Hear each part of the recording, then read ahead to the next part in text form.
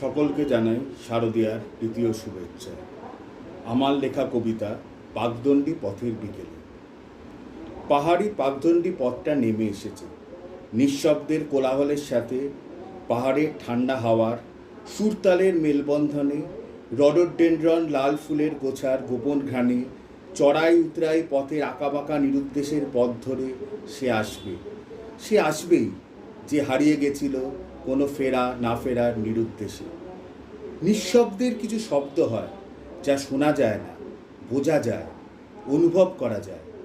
হিমালয়ের কোলে কুয়াশা জড়ানো নিঃশব্দ দিনান্তে সে অপেক্ষায় আছে হয়তো আমারই জন্য।